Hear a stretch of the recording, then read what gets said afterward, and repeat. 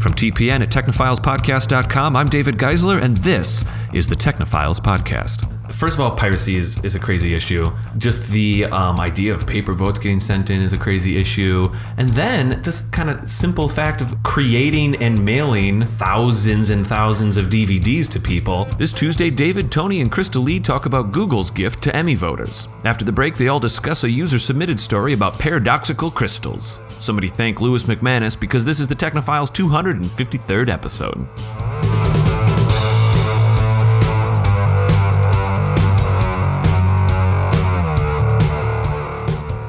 Hello, everybody. Welcome to tonight's show. I am here with Krista-Lee and Tony Stiglich and Krista-Lee Malone. How are you two doing? Tony, how are you? How was your weekend? Oh, it was good. I was at the Eau Claire Music Festival with actually also former panel member Tina Urch. Oh, fantastic. And other friends. So, yeah, very good time. Nice. Wonderful. Krista-Lee, you've been well. Krista-Lee Malone? I have been well. There was a big party at Turner Hall on Friday, and then I came home and had to do more writing and work. So how's that going? How are you doing on that? I heard in the pre-show there was like 160 pages is what you're shooting for. Are you anywhere near? Is this what we're talking about? Yeah. That's what I'm working on this all is your dissertation, summer right? long. Yes. Okay. Yes. It's actually 180 that I'm shooting for. Where are you at on your percentages? Not necessarily your pages. Do you feel like you're 20% into this thing? You think you're 80% into this thing? I think for what's actually on paper, 50%, Yeah. but I work through a lot like mentally first. Yep. And so that would definitely be closer to like 75, You know 80. where you're going. Right. I know where I'm going. Mm-hmm. Now it's just sitting down and typing the keys. Crazy. Nice. Sounds good. I had a nice weekend. Nothing too crazy. Good. I bartended a friend's wedding on Saturday. Friend of a friend, actually, with original show creator Alex Sheehan. He and I started this show with another gentleman 5 years ago, and he had a friend who needed a couple of bartenders. So that was fun. I was down in Madison for that. And it was cool. All right, so here we are. It is a Tuesday, and we are doing a regular show tonight. Let's see. I have a story, and then we have a listener-submitted story, which we said in the last episode at the end, you went ahead and studied up on that a little bit, Tony. Yes. And that'll be exciting to talk about. We'll do that after the break. I think real quick, I'll hit my story first. It's not super duper groundbreaking, but I think it's actually kind of interesting. I like these kinds of stories. I found multiple links. I found a story about Google and the Emmys and just kind of how the voting process has been changing. Say what you want about award shows, say what you want about voting, but I actually think that this might be helping these votes, whether we decide they matter or not, but helping these votes be a little bit more organic and correct and realistic and representing the actual opinions of, because sometimes like the joke is like with the Academy, it's like, okay, the Academy is this little chain of people, or it's this big chain of people, but it's like not all this other stuff.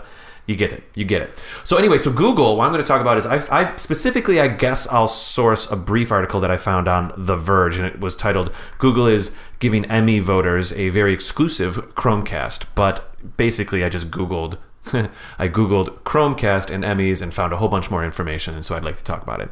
So what it looks like is happening this year, is at least with the Emmys, the people who put it together have decided that they're going completely paperless with their voting, which is a little bit crazy to think that even recently people were still checking on paper and mailing things in and stuff like that for votes. Now, I understand that they had some online options. You could log in with an account and stuff like that. But what's even more important, what's even crazier about critics and anybody who might be on the voting, I guess, panel of any of these kinds of award shows, but specifically the Emmys, is actually getting the content to the viewers. It's actually a humongous logistical undertaking.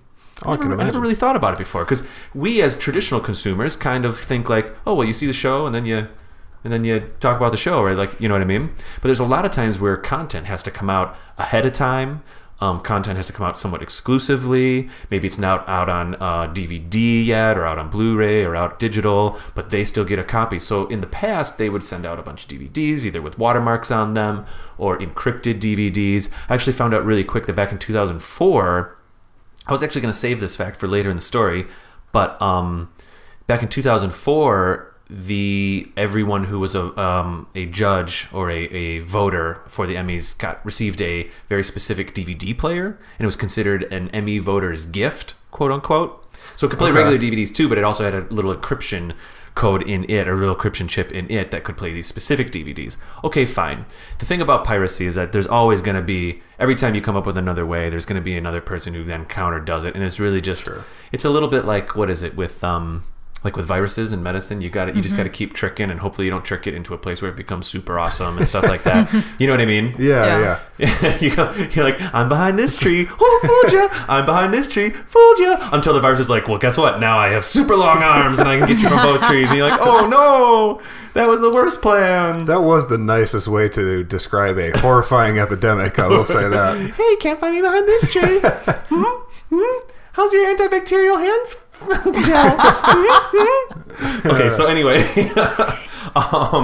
but when it comes to piracy, there's always going to be some issues. There's a watermark, maybe, who cares? It still gets out there. They blur it out. Ooh, Tony, what did you just find? A piece of data? Oh, sorry. So what I've been sort of looking at in the background here is exactly how many members of the Academy vote. Oh, thank you. I actually don't know that. I had no idea. So this is an article I've found on Backstage called "Who Are the Emmy Voters?" This is from 2013. So, okay, yeah. But it still might be somewhat. But just as a idea, it says the Academy has over 15,000 members divided into 28 peer groups of specialized fields. Mm-hmm. Members of each peer group vote on the nominees and winners for categories pertaining to their area of specialty. Yep, that makes sense. So yeah. What has happened is, I guess I'll cut to the chase here a little bit. You can imagine, first of all, piracy is a crazy issue.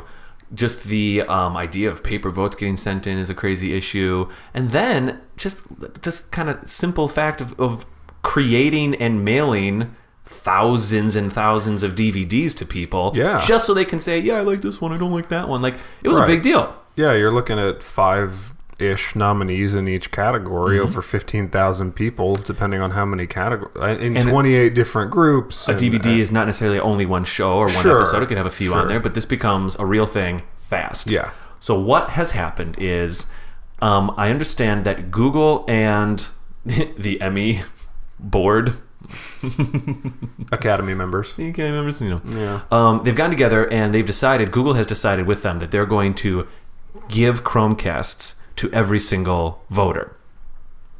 Google has decided Chromecast, I think, costs about $30 right now, I think, right? And I actually read real quick, I came across another article that apparently a few years ago, it was a quick little nugget that I found, like there was a little bit of like Apple TV streaming that was happening, but it wasn't like an official deal or anything. This is an official deal. This is a situation where Google has decided that pardon me, I'm so distracted. My screens have gone black here. I don't know why. So what you're saying is there we go. Thank you. Yeah. Holy cow, that was like the laggiest sleep mode that's ever happened on my computer ever. Yeah. Everything went black. I had all my data right in front of me. I'm sitting here moving my mouse around trying to get it back in front of me. Okay, so thank you for the cover there, I was Tony. trying. I appreciate it. So what has happened is Google is giving out these Chromecasts, and they're kind of special Chromecasts. They have a little bit of encryption in them so that they know if they're using a certain file. Now, just as a recap a little bit, I might have made things a little confusing there. Apple TVs, we all know that an Apple TV has a little bit of a computer inside it. It can play media on its own, and it can also receive information. Rokus can play media on their own. Chromecasts mostly and very specifically are just the receiving aspect of like what's in an Apple TV and what is not in most Rokus. But I think there are some Amazons that are out there that have this too. But anyway, Chromecast is not particularly expensive. It's a little dongle you put into your TV if you didn't know this already. And it allows you to push media to your screen if you're using apps that are Chromecast compatible. And that's all well and good. But what they've done here, what really got me excited about this story is that actually that's not necessarily the cool technology. Fine, okay, there's logistics of let's just send everybody a Chromecast and it's going to be cheaper in the long run. They can keep these, they can have accounts, we can track what they're watching, we can track, and all for good reasons in this case, right? Mm-hmm. We know when they're watching one of them, or at least if they've watched one. So if there is piracy, that I think that's going to be a little bit more trackable, stuff like that. But the really interesting thing is the app that is going to come with the Chromecast, you could say. It'll be an app that you'll be downloading onto your tablet, iPhone, Android, or whatever. You run that app, you log in. That is where you have the queue of all the different things that you can or need to watch. You can push them to your TV right from the app, then vote right in the app, put in all the information you need, and it gets sent digitally right away. So the Chromecast aspect, it's interesting that it's not surprising that Google would give these things away for free. They have all the money in the universe. But it's interesting that they're doing specific Chromecasts, and these Chromecasts will continue to work as normal Chromecasts after the fact, by the way. But the app is kind of cool. Like, this makes perfect sense all of a sudden. Yeah. We have this app where you vote. Right. It kind of seems like a no-brainer. I'm glad they're doing this. Like you said, I was kind of surprised that they weren't doing something like this beforehand. I found a couple articles out there where some critics were saying, like, why do we got to do all this complicated stuff? I think that tells you everything you need to know about grow up or grow young or something. I don't know what you need to do. Yeah. But, maybe that's something. That's not really a part that I want to focus too much on in this conversation. But I think for the most part, this is a really cut and dry, smart way to do this. And I would even argue, even though I use Apple TVs for my stuff just because I use Macs and all that kind of stuff, I have used some Chromecasts. Some, like Samsung Smart TVs, come with Chromecast technology built into them. Pardon me, I'm starting to get a little out of breath. I'm talking fast. I'm sure excited. Our listeners are not surprised. I'm getting excited. But this, of course, wouldn't work on a there's going to be some kind of passkey, a one-to-one passkey with your app and then the Chromecast. You might even have to register that Chromecast in your app, and then it can't be used, can't be pushed. That feature or that app won't push that media to a different Chromecast. This all seems to make perfect sense to me. Absolutely. One thing I would hope for is that, like you say, it can track when they're using a file. Right. Is there any safeguard that you found that's like, you can only vote in this category if you've watched all of the So I did not find any information like that, and that is very fascinating because that is a very good question. It is assumed that if you're going to vote in a category, you've seen all of the entries, but it is not. We have to imagine that that's not always the case. Well, at least for the Academy Awards, every now and then you'll hear somebody who will come out and say, we don't really. So there's a whole thing with the Academy Awards where there's like playing the Academy game where you got to get all the hype going for your movie or your actor, so that when certain voters, this is a total speculation and fantasy, but I'm basing it off of data that we know is somewhat true. When 4 or 5 voters are at a party together, and they go, "Who did you go with?" "Yeah, I thought maybe." "All right, cool." And they're not supposed to do that, but you got to imagine there's a little bit of leak. You know what I mean?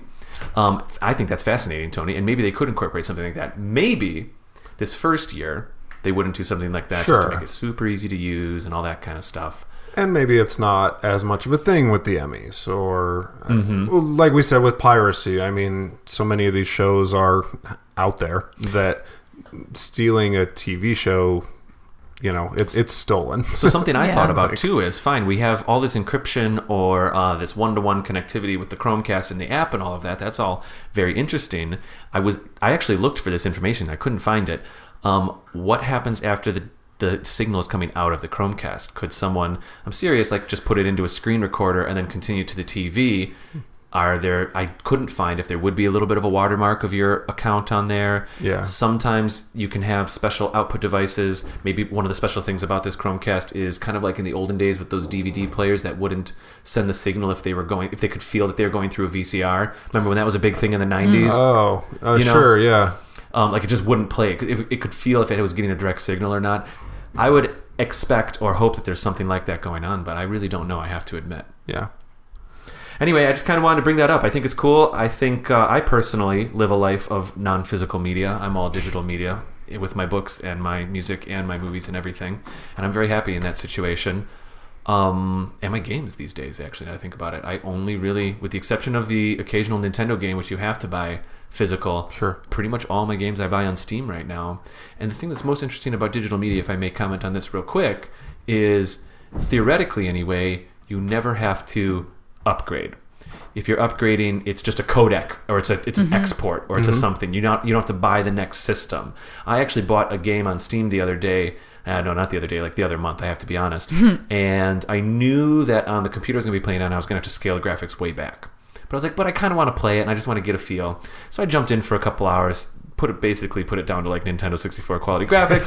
The thing ran beautifully, and I had some fun, but I didn't have those beautiful lens flares. You know what I mean? Sure. Mm-hmm. I didn't have like all the texture mapping of the smoke and all that stuff, bloom effects and all of that. However, I didn't really worry about that because I knew that like 2 or 3 years from now or whatever, I'm going to have a different computer, or I'm going to have a stinking Steam box, and that file will still be good to go, at least theoretically. So that doesn't exactly apply to the upgrade ability of these files. These files obviously would be streaming through the app. It's not like you're saving. It's not like you're holding those files on your computer or anything like that. So that was a little bit of a tangent, I have to confess. But could you? So I would imagine that this app is built to hold no files, to not hold any files locally except for like the stream cache, stuff like that. But I'm thinking it might not be hard to stream it and then have your computer or TV set up to start recording this. So that's kind of what I was saying about like earlier when I was saying, could you plug the Chromecast, your HDMI Chromecast into an HDMI screen recorder, then put it out to your TV or something, the way a lot of people do like Let's Plays and stuff like that. Maybe you could. I would hope the Chromecast would feel that it's not a direct connection. I don't know if that's actually something that can happen or not. I think theoretically it can. But what if you were even just watching it on your... Well, actually, maybe I should ask. Can the Chromecast work with your computer? Because some people, their computer is their TV, right? So that's what I was thinking. Like, if you do I have that... an answer to that, yeah. Oh, okay. Sorry. What it is if your computer is your TV... Now, we have to be very careful with our words here. Right.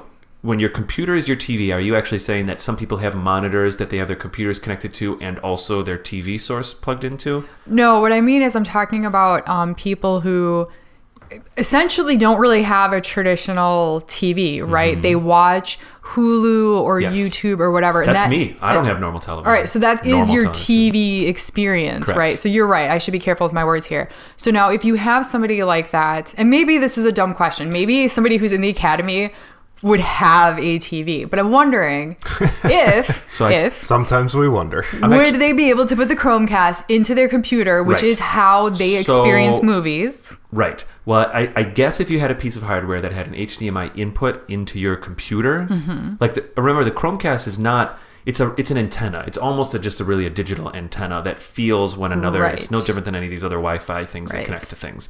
So to put the Chromecast into your computer probably only has HDMI outs. I think most computers only have HDMI outs. There might be an in on the monitor, but then the monitor is just a television, we could say.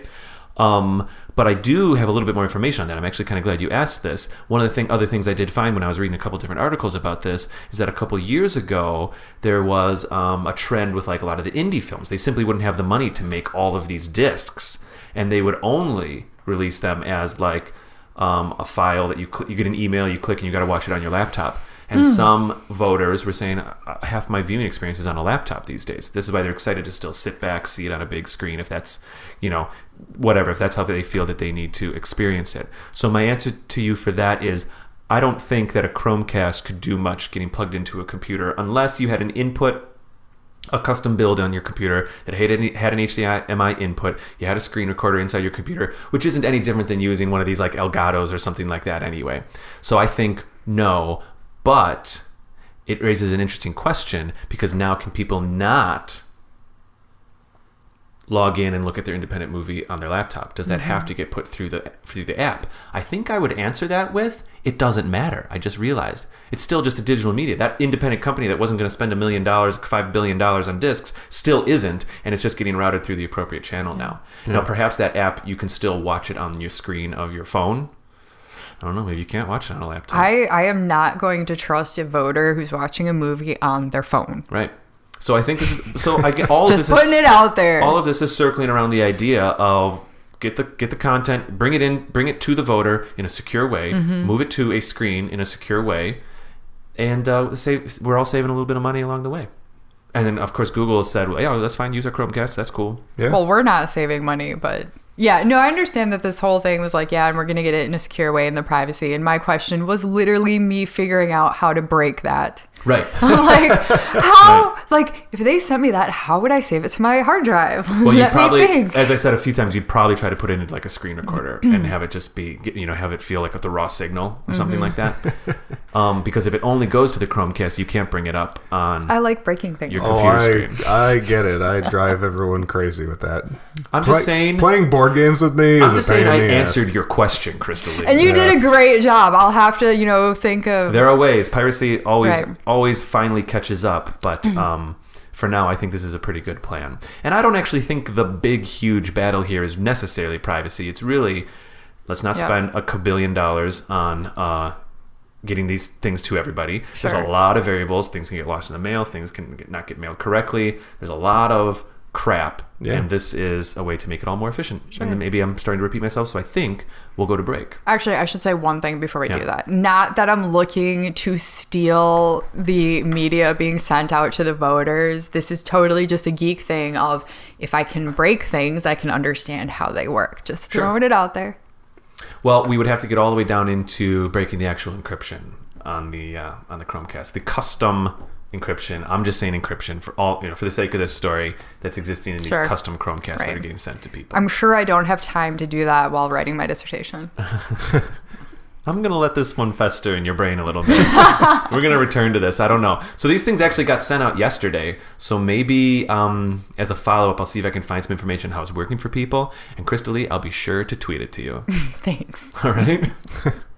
Let's go to break, and I'll see you guys in 30 seconds. And we're going to come back with a listener-submitted story about like a crazy physics story, Tony. This one's a little bit beyond me again. Like on Friday, I have to confess. I shall strive to do my best. Let's do it. I'm excited. All right, I'll see you guys in 30 seconds. Hi guys, David Geisler, host of the Technophiles podcast here. We get to cover a lot of great topics on the podcast, but sometimes we want to talk about even more tech-related news. Fortunately, we found a way to do that. I'd like to tell you about another show that we do. It's called the Technophiles Newscast. It's a quick little show that comes out every Monday on YouTube and iTunes. We actually have a really good time doing it. It's kind of become a little bit of a spin-off show from the Technophiles podcast. It's a lot like the podcast, but it's snack-sized. You can find us on YouTube or iTunes by simply searching Technophiles. We can't wait to see you on the Technophiles Newscast, and now back to the show. All right, everybody, we are back from the break, and Tony, let's waste no time at all. Paradoxical crystal baffles physicists. This is an article from Wired.com that was submitted to us on Facebook by Chuck Goldman, a listener-submitted story here. And you had a super crazy busy week, so we decided that you'd study this one and report it to us. Yeah, and hopefully I can do Chuck justice. Fantastic. Chuck, if you're a crystallographer or some sort of theoretical physicist, I will do my best, but listening right now, he just went, my bachelor's in chemistry. Wasted it on the Technophiles podcast. Right. No. All right, so scientists have found that there is a compound, samarium hexaboride, which we've been studying for quite a while due to its insulating properties, and it's just sort of an interesting compound, we'll say.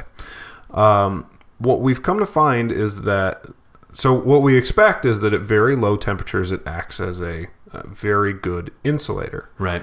What that means is that the electrons that are associated with this cannot flow freely. They're sort of trapped with their nucleus, as opposed to a conductor, something like a metal, where electrons flow freely they can sort of be passed between nuclei.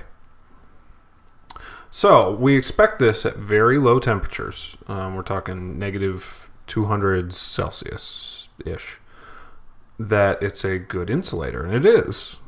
Which, okay, great. That's, we've known that for a while.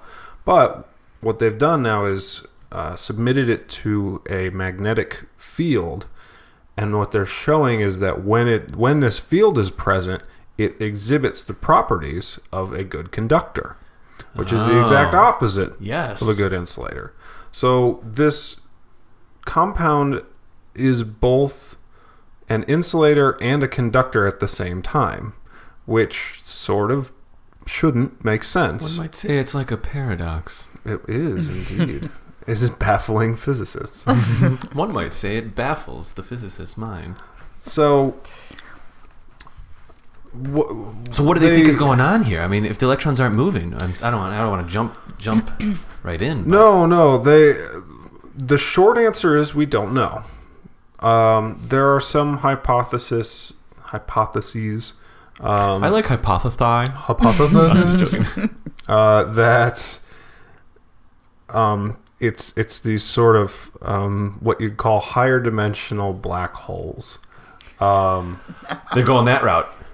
Which doesn't exactly fit according to this article. It's a little beyond me, the math. It sounds like they're steering quantum a little bit. It's definitely essentially this is a brand new quantum property that we have not seen before. And we can't really explain why. Einstein said, quite a long time ago that these sort of higher dimensional black holes should exist. Mathematically speaking, they should be able to exist. Right. We have not seen them in any form, and we may not be seeing them in this form now, but that's just sort of one of the guesses out there. Essentially it's just completely new sort of territory that we've stumbled on, and Is there any talk about how this could be applied or anything like that? I don't think these guys. Were they talking about what they could do with it? Okay, so it's a conductor or it's not a conductor at the same time. Maybe that's the part that doesn't matter at all. They just found out that it is doing both of these things. Sure. So what, Krista-Lee? Yeah. I'm just laughing because this is so new, and this is like an entirely new form of like matter almost, and you're just like, how are we going to Let's use it. Yeah. Let's put it in flashlights. Yeah. And poor Tony's like, oh my God. Right. Why did you ask me that? Well, you see, the short answer the flux capacitor. We've seen some similar sort of properties that we've talked about with like quantum computers. Yes, that's true. But this is not.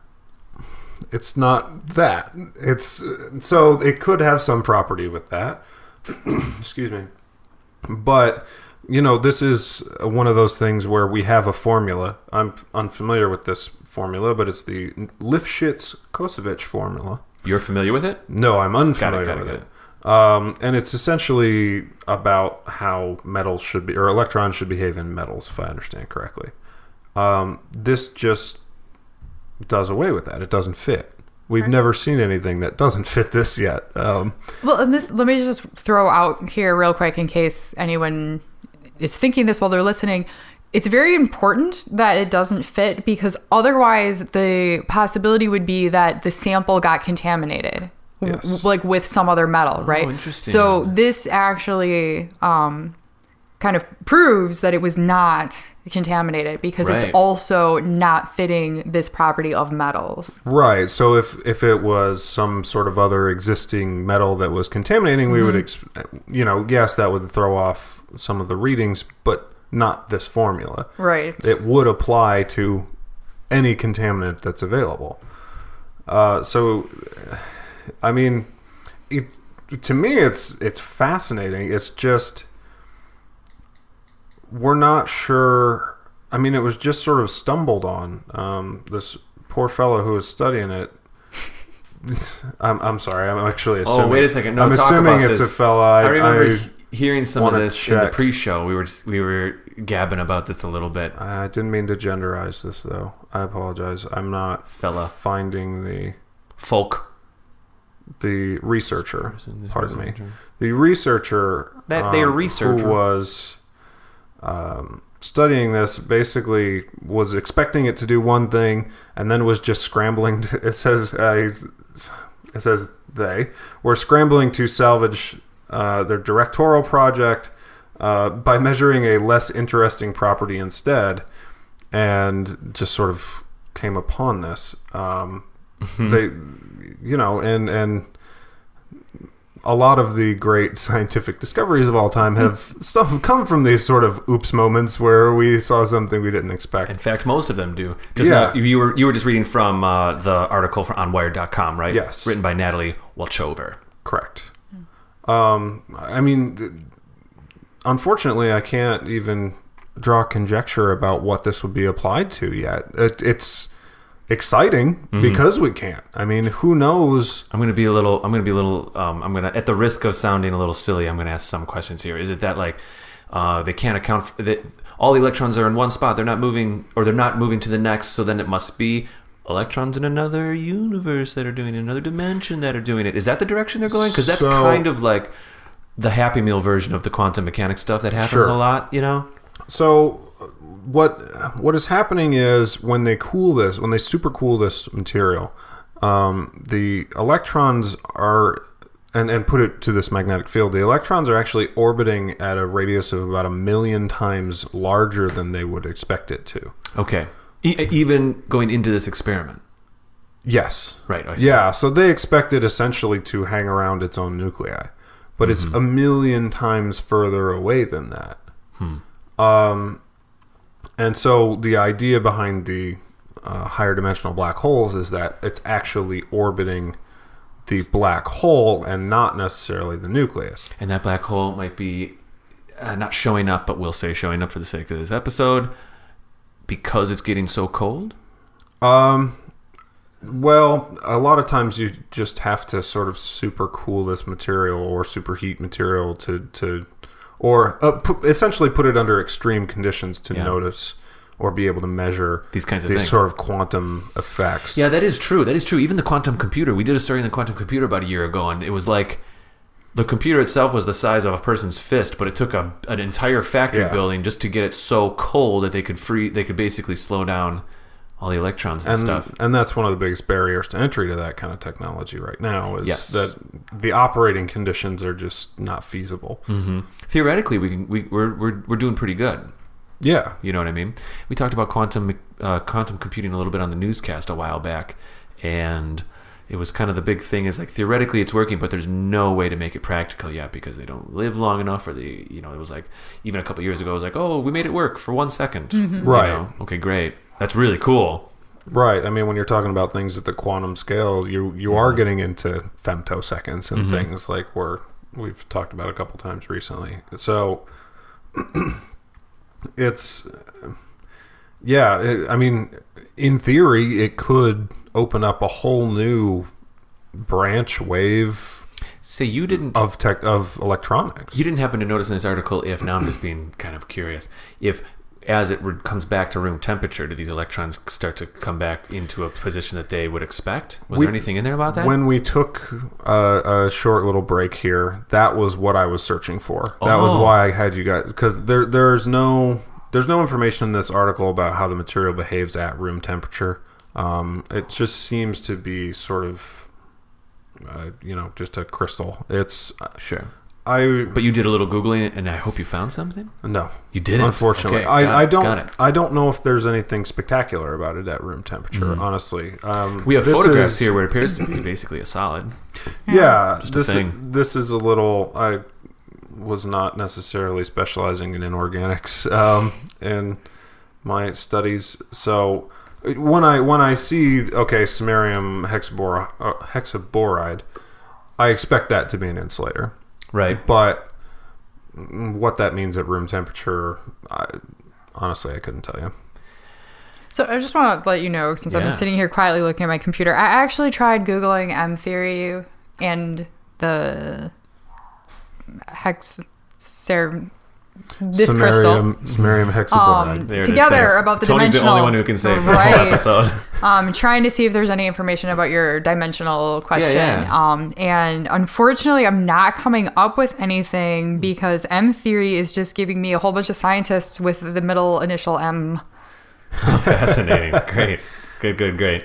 Yeah. But I really like it. Maybe it came from like another... Well, if I remember correctly, M theory is sort of the next natural progression from string theory, but please don't quote me on that. It may be a sort of a parallel explanation. Yeah, they're really... I don't know. They're really close. I don't remember which one came first. Yeah. Okay. The string was pretty hot, like we're stretching 7 years ago. I feel like string came first. It's a little, string theory I think is now sort of falling out of favor as a complete explanation. Yes, it does seem that way.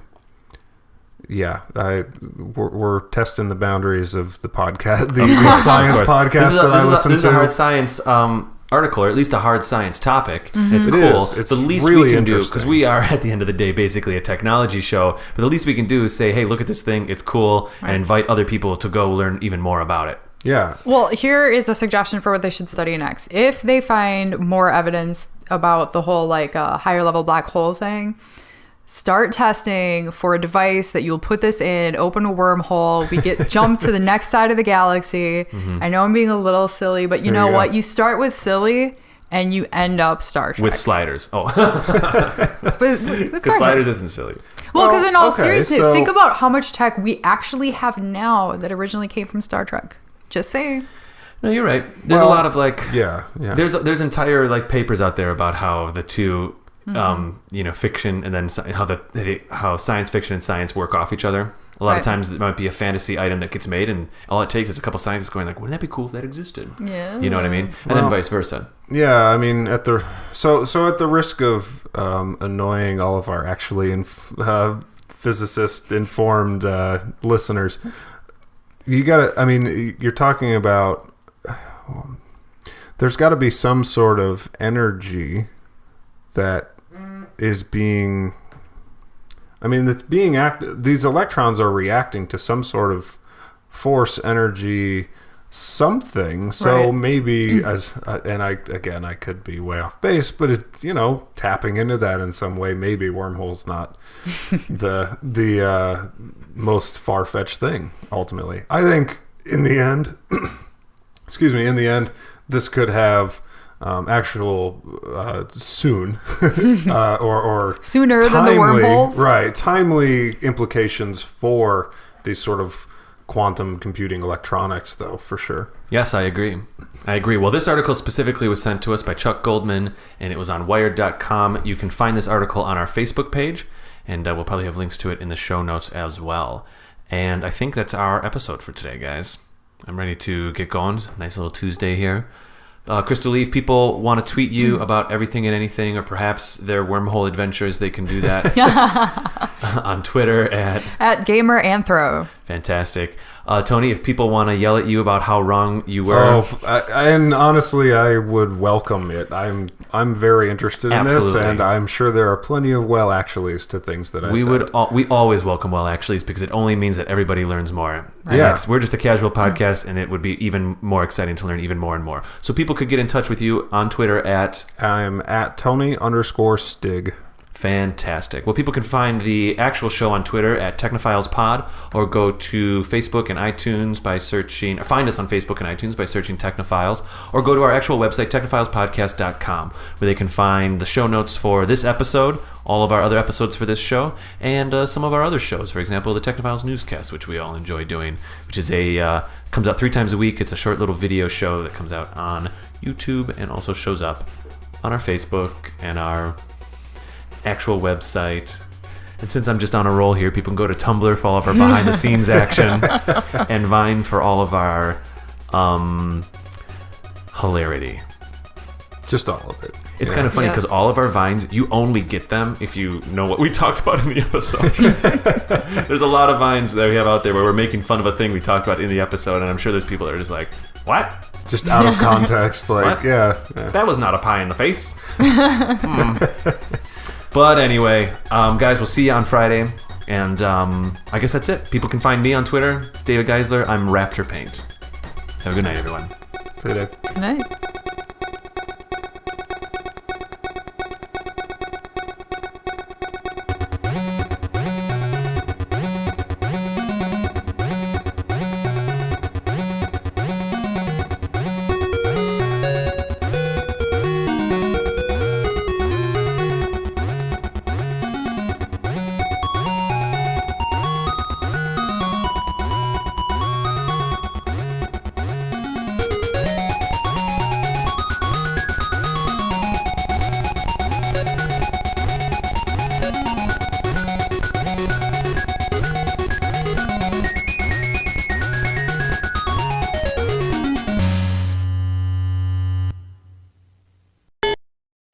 Okay, we are back from the break, and Tony just got done telling us what his band name is going to be. Yes. Yeah, we're back in. Yeah. We're doing a story about paradoxical crystals and how they baffle physicists. And Tony's band name is Physics Baffling Paradoxical. I was gonna say paradoxical crystals, but then baffled physicist. That's pretty good too. Either. Yeah, that's I not like bad. that. Yeah. That's interesting. Baffled physicist. That's the following act, I think. So, Tony, this is a listener submitted story by. Oh God, we're gonna have to start over. Is it Mongoose or what's his last name? Chuck something. Ragnarok. Goldman. That's a pretty easy one. You're Chuck calling Ragnarok. That would be so much cooler. I'm really disappointed now. Yeah. Like Chuck Goldman is not bad, but Ragnarok. Like, No, but I don't want to talk about it. It's dominant vowels. yeah. Okay, here we go. We'll come back in. I won't throw you to the wolves like that again. I apologize.